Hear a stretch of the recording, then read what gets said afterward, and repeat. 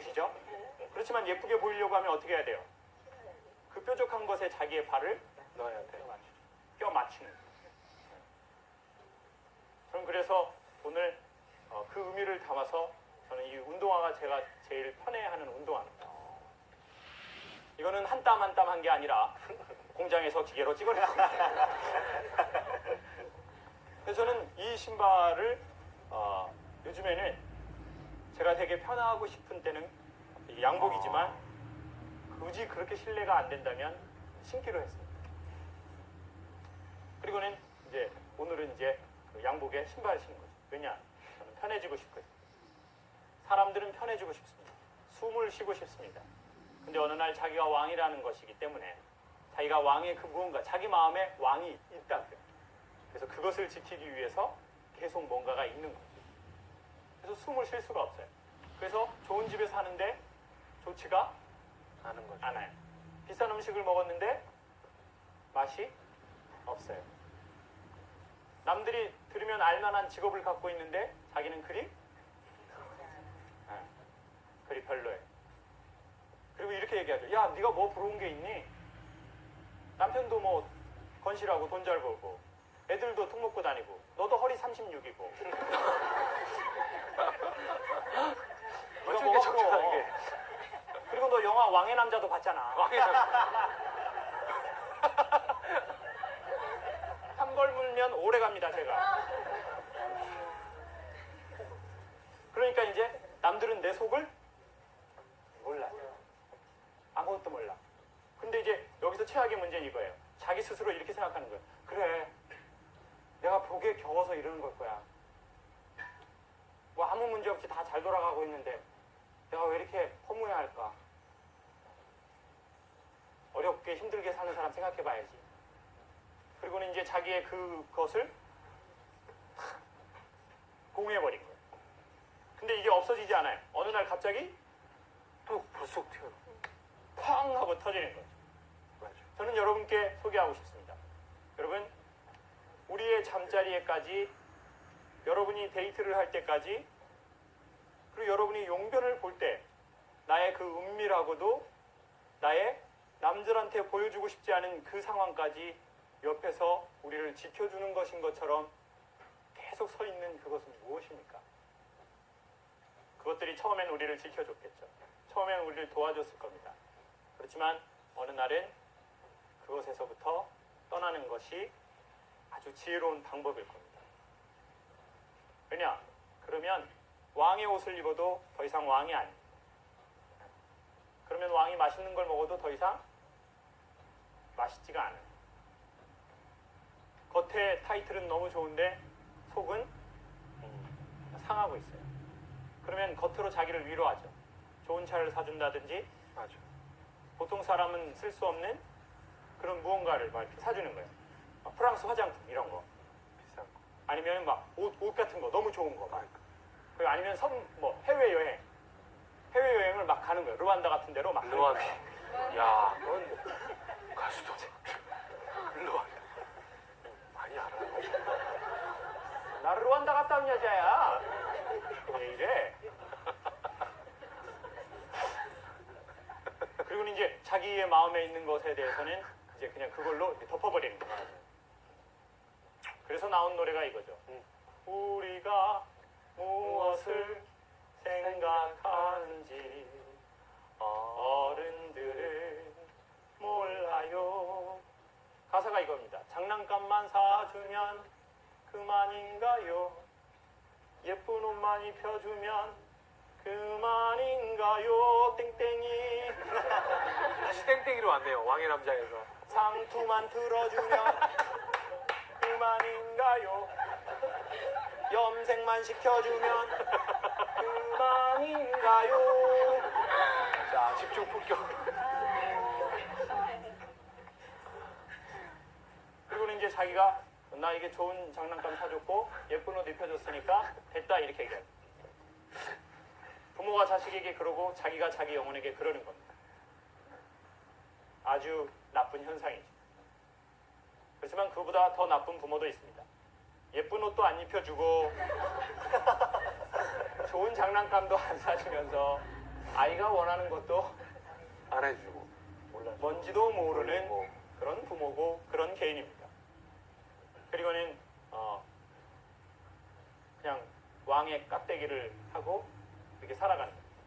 여러분, 여러분이 힘들게 하는, 처음엔 여러분을 지켜줬지만 그것 때문에 우리를 평생 따라다녀서 나의 숨을 못 쉬게 하고 겉은 멀쩡한데 내 속을 골케 하는 것은 무엇인지를 얘기해 주신다면 그것들을 떨쳐버릴 수 있는 조그마한 방법들을 소개하겠습니다. 커밍순 기대하십시오. 오.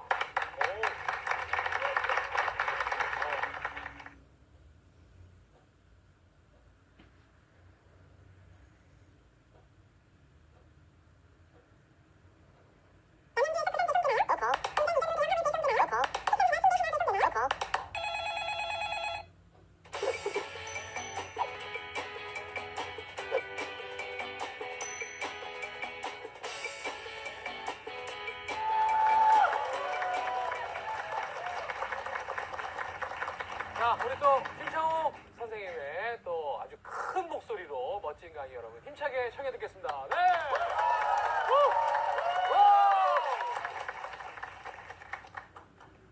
여러분이 익히 예상하시겠지만 저는 초등학교 때 그렇게 선생님 말씀을 잘 듣는 애는 아니었습니다. 예상대로네요. 네. 제가 초등학교 때 좀 어땠을 것 같습니까, 여러분은? 제가 하는 행동을 보면. 배우장이 장난기만. 네. 배짜.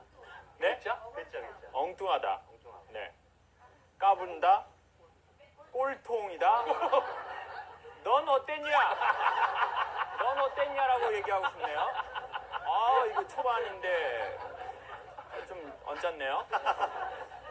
뭐 여러분 말씀하시는 대로 다 그런 이미지였습니다.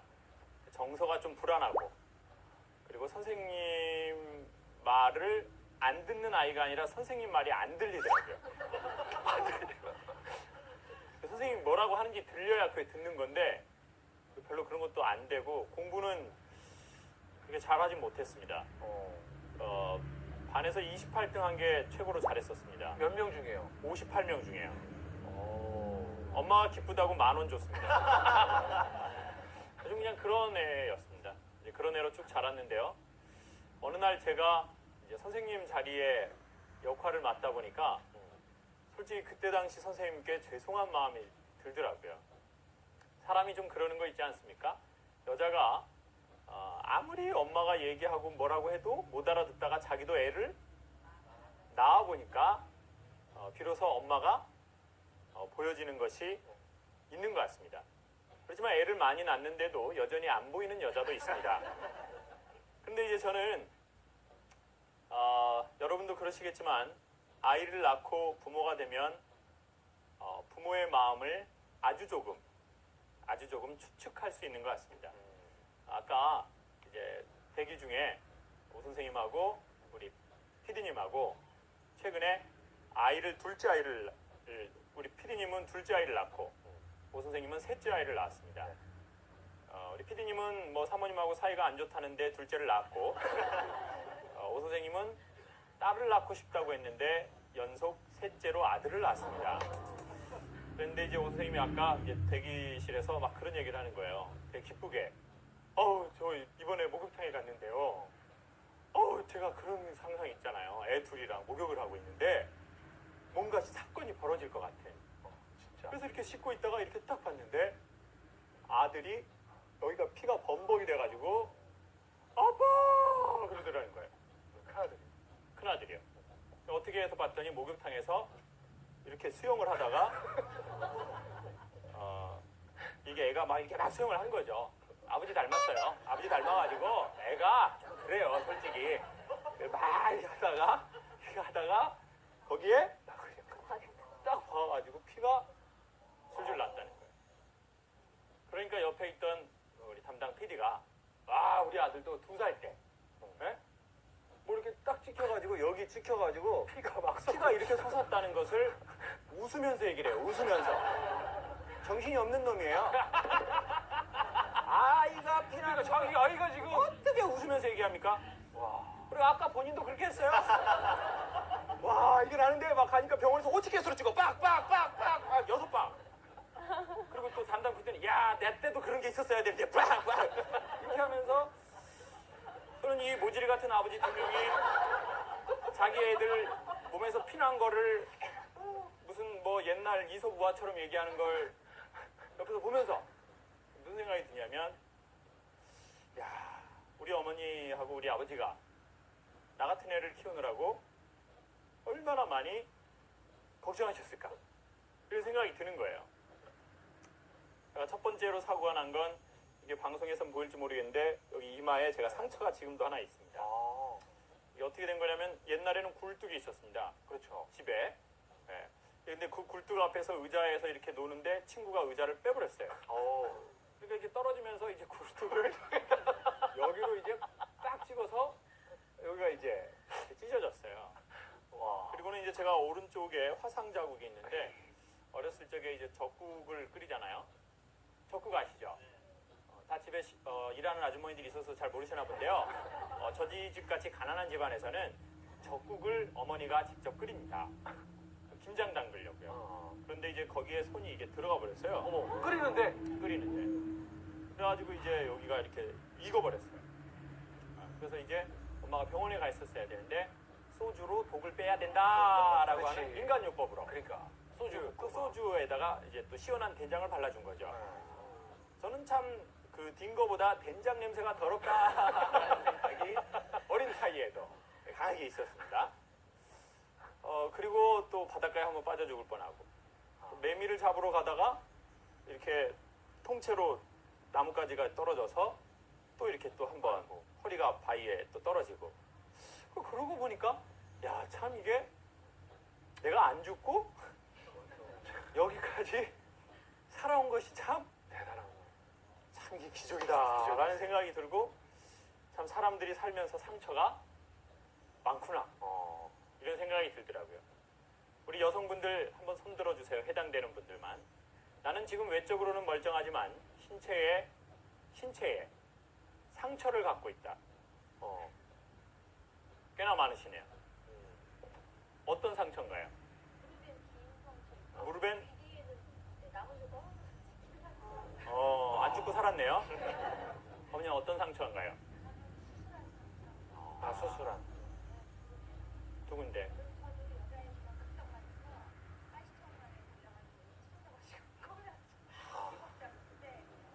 보세요. 이런 얘기를 웃으면서 하잖아요. 아직도 정신을 못 차렸어요. 보통은 어머 제가 가시에 찔렸어요. 가시에 제가 찔려가지고 7번을 꼬맸어요. 이렇게 얘기를 하잖아요. 지나고 나니까. 네, 선생님 상처가 있나요? 네, 저도 있죠. 뭐 신체 어디 부위라고는 얘기하지 말고 어떤 뭐 상처인가요? 아, 올해만 똑같은 자리에서 2번 넘어졌어요. 그래서 무릎이 완전 박살이 나가지고. 무릎을 그래서 지금 가리고 네. 계신 거예요? 네. 보세요. 사람마다 다 상처가 있잖아요. 그런데요. 그 상처를 어떻게 아물게 할 것인가. 저는 그것에 대해서 최근에 생각하게 됐습니다. 방송통신대학이라는 곳에서 네. 아주 최근에 강의를 했습니다. 근데 이제 강의가 끝나고 그날도 오늘처럼 희한하게 연세가 지긋한 분들이 꽤나 많이 온 겁니다. 그런데 한 아버님이 강의가 끝나고 질문 받겠습니다 그랬더니 손을 번쩍 드시는 거예요. 근데 그분은 아주 앉아 계시는 자세도 딱 이러시더라고요. 이렇게. 머리도 시끗시끗하시고 되게 멋있으셨어요. 그리고 제가 강의하는 동안 계속 저를 보면서 웃으시더라고요. 근데 이제 그분이 그러는 거예요. 목소리도 안녕하십니까. 저는 올해 우리 강사님 같은 사위를 뒀습니다. 사위하고 소통이 쉽지가 않습니다. 어떻게 하면 젊은 사람하고 소통할 수 있을까요? 그걸 이런 목소리로 딱 이렇게 얘기를 하시는 거예요. 그래서 제가 아버님, 제가 보기에 아버님은 오랜 생활 공직 이렇게 몸담으셨거나 아니면 리더로서 어떤 활동을 오래 하신 분인 것 같습니다. 그래서 앉아 계신 자세나 이런 것만 봐도 젊은 사람이 조금 가까이 다가가기가 어렵습니다. 여러분 그런 마음 이해하시죠? 그러네. 여성도요, 관객이 너무 예뻐 봐요. 강사가요, 자연스럽지 않게 돼요. 근데 오늘은 자연이에요. 오늘은 그냥 자연. 아시겠죠? 특별히 아픈 초자연. 이런 현상을 초자연적 현상이다라고 하는 거예요. 전혀 걸림이 없다. 연결되다라는 뜻이에요. 웃지만 속은 속이 아니실 거예요. 여기 괜히 왔다 생각하시겠죠? 자, 그렇지만 저는 근데 이제 아버님 같은 분은 젊은 사람이 오히려 너무 이렇게 고드셔가지고 다가가기가 쉽지 않을 것 같습니다. 그래서 제가 아버님께 추천드리고 싶은 건 알아도 사위한테 무언가를 여쭤보시라는 겁니다. 알고 있어도. 알고 있어요. 어떻게 해야 될지 이미 결정했어요. 그래도 사위에게 의견을 물어보시라는 거예요. 뭐 예를 들어 일상적인 것들 있잖아요. 너무 특별한 거 물어보는 건 좋지 않아요. 일상적인 건 물을 때 우리는 친구다라는 느낌을 갖게 되는 거거든요. 뭐 예를 들면 뭐 우리 사위 자네는 그 새로운 장모에 대해서 어떻게 생각하나? 아, 새로운 장모에. 어려운데? 야, 새엄마라는 단어는 익숙한데 새장모는 또 이게 생소한. 자네는 어떻게 생각하나? 어떻게 생각하나? 나는 이미 결정했네.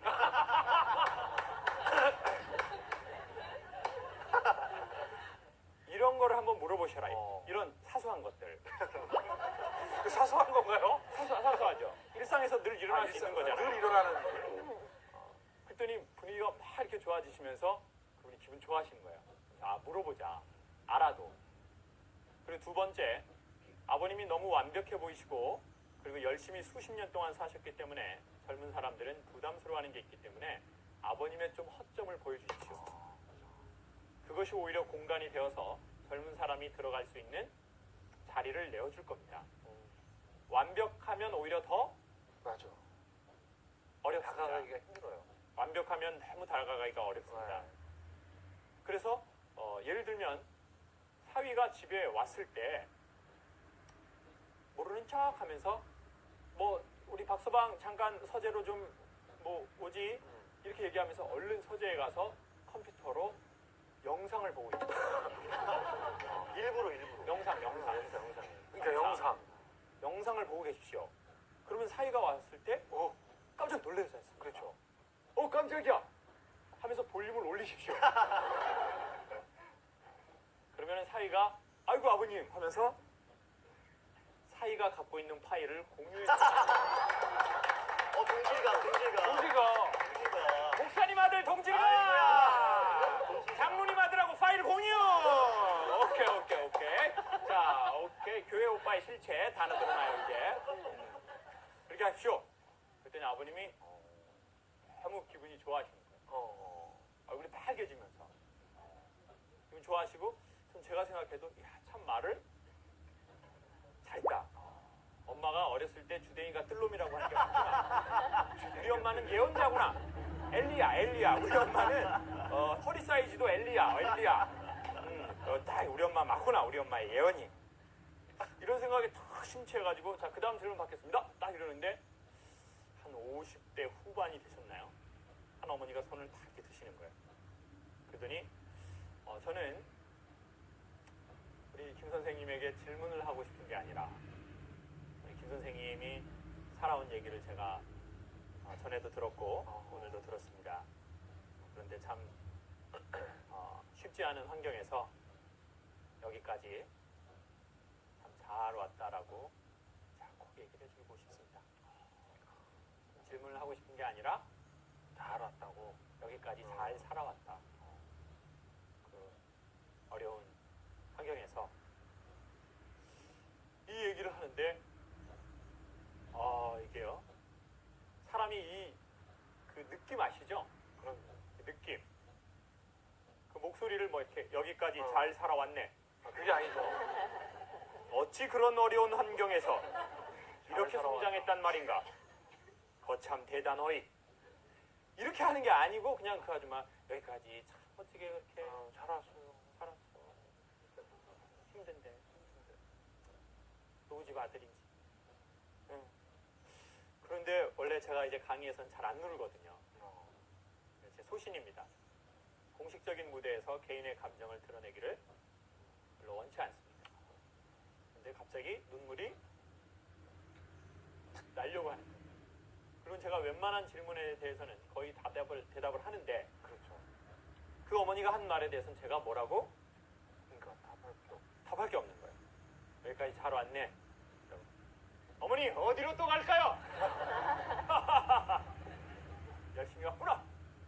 이렇게 안 되고 아무 말을 할 수가 없는 거예요. 그리고 그 순간 저는 약간 뭔가 제 마음의 상처가 치료되는 듯한 느낌을 받았어요. 그 어머니가 제 몸을 터치하지도 않았고 저에게 캐시를 주지도 않았습니다. 그렇죠. 그런데도 왠지 제 마음이 뭔가 이렇게 새살이 돋는 것 같은 기분이 살짝 들어요. 여러분, 사람의 마음은 언제 치료될까요? 그리고 사람의 마음은 언제 치유될까요? 최근에 치유와 치료에 대해서 생각해 봤습니다.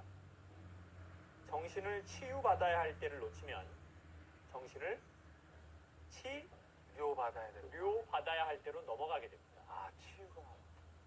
치유는 쉽게 생각해서 관계로서 좋아질 수 있는 단계라고 저는 말하고 싶습니다. 이건 누가 규명을 내렸나요? 제가 집에서 해본 겁니다. 아, 그러니까 어디 가서 얘기는 하지 마시고 그냥 여기서만 들으십시오. 치유는 관계나 서로의 대화나 생각이나 이런 걸로 좋아질 수 있는 단계예요.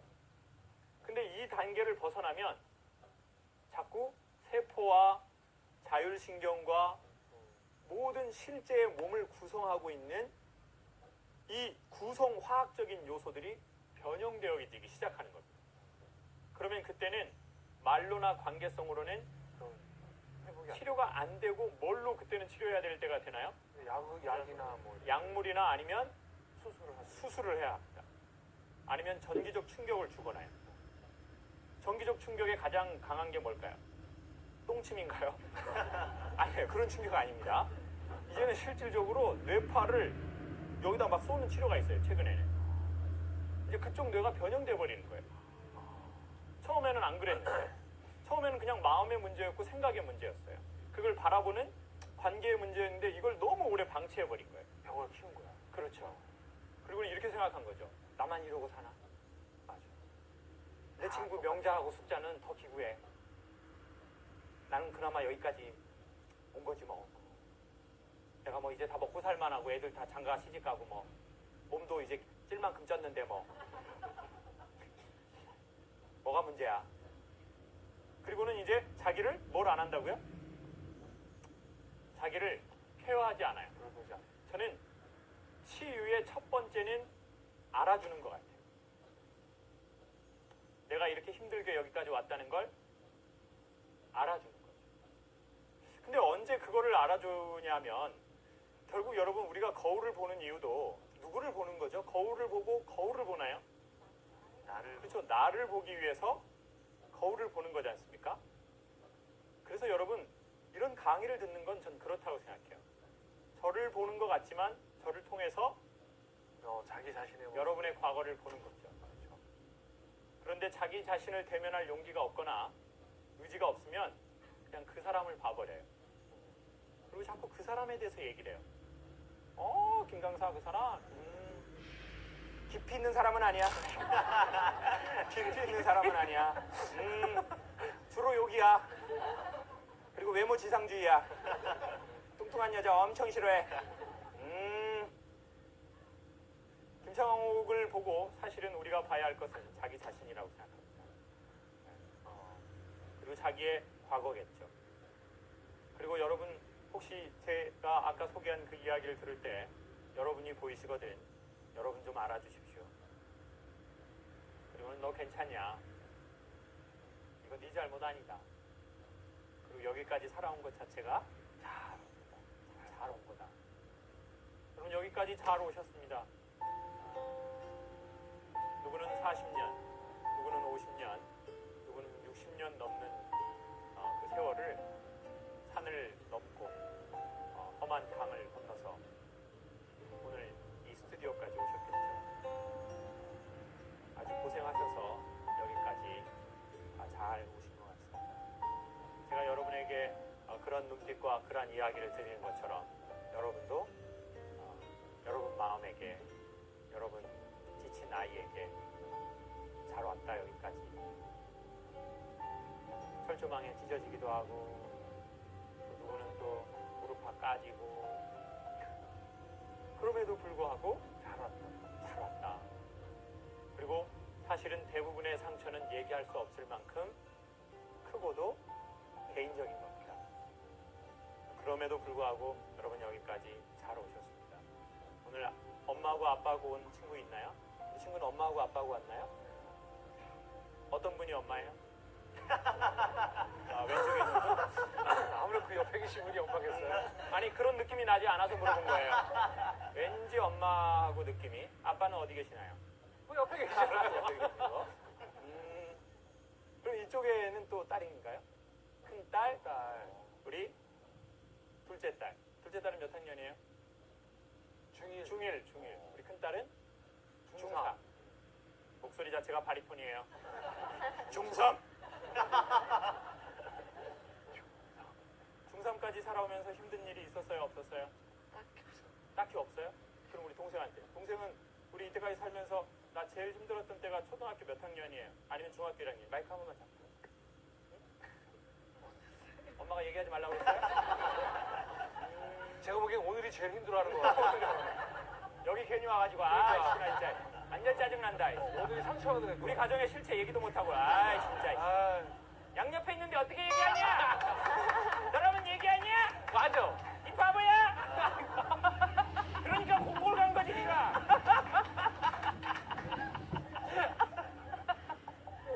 그래요. 얼마나 힘들겠어요. 중학교 1학년 때 힘든 게 있어요. 우리 어머님 마이크 한번 잡으시죠. 어머님 이때까지 살아오시면서 기억나게 힘들었던 해가 있나요? 결혼하고 쭉이요?